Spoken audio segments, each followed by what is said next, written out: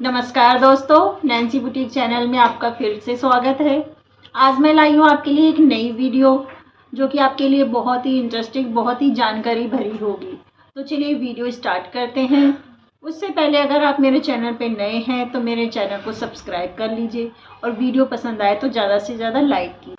तो मैंने एक पोल डाला था कि मुझे किस टॉपिक पे वीडियो लानी चाहिए, तो सबसे ज़्यादा इसी पे आप लोगों ने कहा है कि मुझे वीडियो लानी है कि मेरा सिलाई का एक्सपीरियंस कैसा रहा। तो आज की वीडियो का हमारा यही टॉपिक है कि मेरी सिलाई का एक्सपीरियंस। तो जैसा मेरा लाइफ एक्सपीरियंस बहुत ही ऊंचा नीचा, ऐसे उतार चढ़ाव मेरी लाइफ में बहुत आए। मैंने जब सिलाई शुरू की थी तो काफ़ी परेशानियों का मुझे सामना करना पड़ा।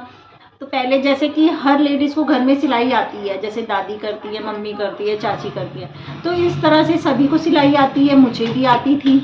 तो उससे मैं सेटिस्फाइड नहीं थी। तो जैसा कि घर में सभी लेडीज़ को सिलाई आती है, जैसे कि हम लोग दादी चाची मम्मी सिलाइयाँ करती हैं, तो उन्हीं को देख देख के हम लोग भी सीख जाते हैं। तो इसी तरह मेरा भी था। एक बार मैं टेलर पे गई थी सूट सिलवाने के लिए, तो मेरी फ्रेंड के साथ गई थी उसका नाप दिलवाने। तो मेरे पापा जी ने, मैंने उनसे ये कहा, पापा जी मुझे भी जो है टेलर से सूट सिलवाना है। तो पापा ने गुस्सा कर दिया। पापा कहने लगे, नहीं बेटा, जिस दिन आपको खुद सिलाई सीख आएगी ना, उसी दिन मैं आपको कपड़ा ला कर दूँगा और आप खुद सिलाई करना। मैंने कहा ठीक है। तो इसी तरह से काफ़ी समय बीत गया है। तो मुझे बिल्कुल, जब मेरे पापा ने फिर सिलाई सिखाई, पापा ने बोला आप है ना सिलाई सीखो, तो सिलाई मैं सीख गई। बस वही बात है, सेटिस्फाइड वाली सिलाई नहीं थी। सिलाई मुझे आती थी लेकिन उतना नहीं था कि जिस हिसाब से मैं सामने वाले कस्टमर को कॉन्फिडेंस से कह सकूँ हाँ बिल्कुल परफेक्ट है। तो फिर मैंने जो है एक टेलर से सिलाई सीखी। तो थोड़ा बहुत जैसे घर में सिलाई आती है, मैंने शुरू में सीखी थी थोड़ी बहुत, ऐसी एक आंटी के पास जाया करती थी सीखने के लिए। तो थोड़ी बहुत सिलाई आती थी। हाँ, इतना था कि मैं अपना सिल लेती थी, अपना सूट सिल के मैंने खुद ही पहना है। थोड़ा बहुत किसी का बाहर का भी किया है, लेकिन वो जैसे होता है ना, बिना पैसे के पापा सिलवा दिया करते थे कि बेटा आप ही की प्रैक्टिस होगी, तो कभी मैंने पैसा लिया नहीं। तो इस तरह से था कि हाँ बढ़िया रहता है। फिर शादी हुई। शादी के बाद जो है, शादी के बाद भी मैं घर पे कपड़े सिला करती थी। उसमें क्या होता है, उस समय में 12 रुपये 15 रुपये ब्लाउज़ के मिलते थे, बिना अस्तर वाले के, प्लेन ब्लाउज़ के। तो इस तरह से मैं बैग भी सिला करती थी और सूट भी सिला करती थी। उसके पैसे बहुत कम मिला करते थे। फिर धीरे धीरे करके मेरी बेटियां थोड़ी बड़ी होने लगी। फिर थोड़ा फाइनेंशियल प्रॉब्लम, मेरे हस्बैंड की जॉब चली गई थी, तो इसलिए मैंने सोचा कि इस तरह से तो काम चलेगा नहीं, तो मुझे कहीं अपना बुटीक खोलना है ताकि मैं प्रॉपर एक प्रोफेशन में अपने ला सकूं सिलाई को। तो इस तरह से मैंने एक टेलर से बात की और उनसे मैंने कहा कि भाई साहब ऐसे ऐसे मुझे सिलाई सीखनी है और मगर मैं आपको पेमेंट नहीं कर सकती। तो उन्होंने कहा कोई बात नहीं, आप कर लो। तो काफ़ी समय करने के बाद पहले तो उन्होंने बहुत आनाकानी करी कि नहीं मैडम ऐसे है वैसे है, मैं नहीं सिखा पाऊँगा आपको। तो फिर भी मैंने ट्राई करना छोड़ा नहीं। मैंने कहा नहीं भाई साहब, आप जितना काम दुकान में करवाओगे मैं सारा काम करूँगी सिलाई से रिलेटेड। तो फिर इस तरह से करके वो मान गए। 2-3 महीने लग गए मुझे उनको बात को समझाने में और उनके मानने में। चलिए इस तरह से वो मान भी गए। फिर उसके बाद जब मैं उनके पास गई थी ना, आप यकीन नहीं करोगे, मतलब एक दिन में पूरे उनकी तरह जैसे वो सिलते हैं उसको करने में मुझे एक सलवार पूरे दिन में मैं बनाया करती थी। तो एक सलवार बनाते बनाते धीरे धीरे 2 बनी, 3 बनी, ऐसे करते करते 5-5, 6-6 सलवार मैं पूरे दिन में बना लेती। यही होता है कि हमें खूब प्रैक्टिस, खूब मेहनत करनी पड़ती है। फिर उसके बाद मैं वो सलवारें बनाने लगी। धीरे धीरे उन्होंने मुझे कमीज़ें देना शुरू कर दिया। तो इस तरह से जब मेरा पूरा साल होते होते मैं 4 से 5 सूट बना लिया करती थी। बहुत टाइम लगा, बहुत लंबा समय लगा। मेरे बच्चों ने भी बहुत स्ट्रगल किया। अब इसमें पूछोगे आप बच्चों ने क्या स्ट्रगल किया, तो वही बात है, जैसे जो माँ को बच्चे को टाइम देना चाहिए वो मैं नहीं दे पाई। तो इस तरह से पूरा पूरा दिन मुझे लगता था, सुबह 8 बजे से रात के 8 बजे तक मैं बुटीक पे रहा करती थी। और फिर जब साल 1.5 साल हो गया और मैं 5 सूट बना लिया करती थी, तब फिर मैंने सोचा अब मुझे बुटीक अपना खोलना चाहिए, क्योंकि पूरा टाइम हो गया। मैं सीख भी गई हूँ, बहुत सब कुछ नहीं बनाती थी मैं डिज़ाइनर, लेकिन सिंपल सूट, ब्लाउज़, पेटीकोट, ये सब चीज़ें मैं बनाया करती थी, जो कि बेसिक चीज़ें हैं, हर किसी को आनी चाहिए। डिज़ाइन वगैरह तो देखिए हम आगे जब हमें सिलाई अच्छे से आती है तो हम डिज़ाइन को देख के बना सकते हैं। मेन हमें बेसिक सिलाई अच्छे से आनी चाहिए। तो इस तरह से मैं सिंपल 5 सूट बना के पूरे दिन में तैयार करके टांग दिया करती थी। मेरे हस्बैंड का भी एक्सीडेंट हो गया था पीछे उनका, तो मैंने फिर बुटीक छोड़ दिया था। मैंने कहा था अब मैं जो है अपना बुटीक खोलूँगी। अब मेरे अंदर इतना कॉन्फिडेंस आ चुका था कि हाँ अब मैं बुटीक खोल सकती हूँ, उसका रेंट निकाल सकती हूँ। तो उन्होंने, भाई साहब ने भी यही बात बोली थी, जो मास्टर थे सिखाते थे, कह रहे मैडम 1 से 2 महीने का रेंट अपने जेब में लेके बैठना, तब होता है ना कई बार कि ज़रूरी नहीं है आपकी दुकान खोलते ही कस्टमर आने लगे या आपका इतना काम चल पाए कि आप रेंट निकाल पाओ। तो मैंने भी ऐसे ही किया। मैंने कोई बात नहीं, फिर भी मैंने अपना कॉन्फिडेंस बनाया और मैंने हिम्मत ना हार के मैंने काम शुरू किया, अपना बुटीक खोला। आप मानोगे नहीं कि मुझे ज़रूरत ही नहीं पड़ी कि घर से मुझे रेंट देना पड़े। मेरा इतना काम निकलता ही था। शुरू में मैंने सिलाई भी बहुत ही कम रखी थी। उस समय में 60 रुपये से मैंने स्टार्टिंग की थी। 60 रुपये सूट के लिया करती थी।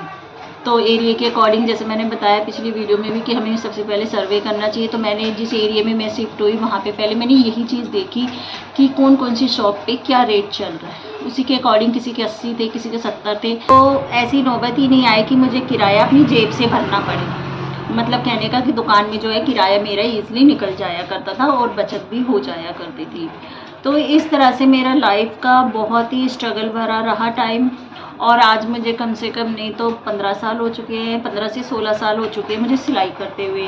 हालांकि बीच में मैंने 1-2 बार बुटीक बंद भी कर दिया था, लेकिन फिर भी यही लगता था घर पे कि अरे मैं घर पे बैठ के भी क्या करूँगी, पार्ट टाइम अपना काम चलता रहेगा।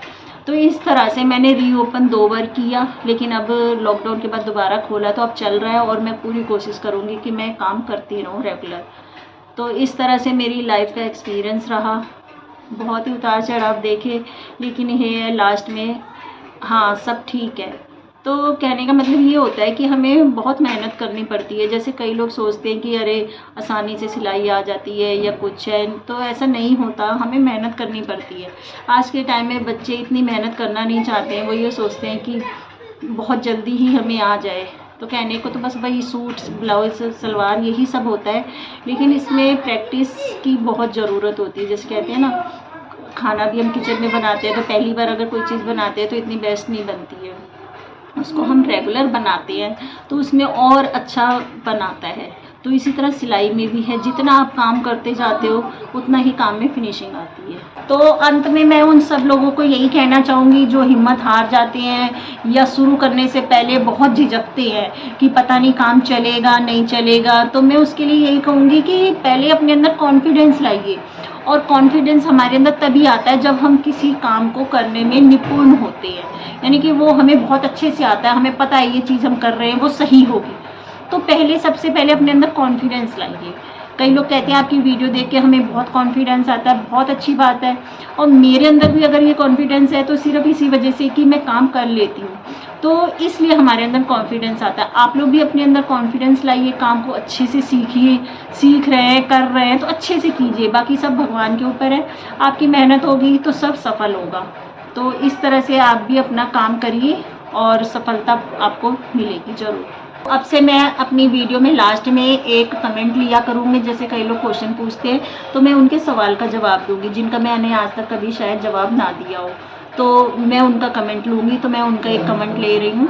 आज का कमेंट है ज्योति कुमारी जी का, जो कहती हैं जैसे ऐसे कस्टमर को किस तरह से डील किया जाए जो पहले तो कहते हैं कि मैडम अपनी मर्ज़ी से सिल दीजिए, आप अच्छे डिज़ाइन सिलती हैं, और बाद में उसमें कमियाँ निकालते हैं।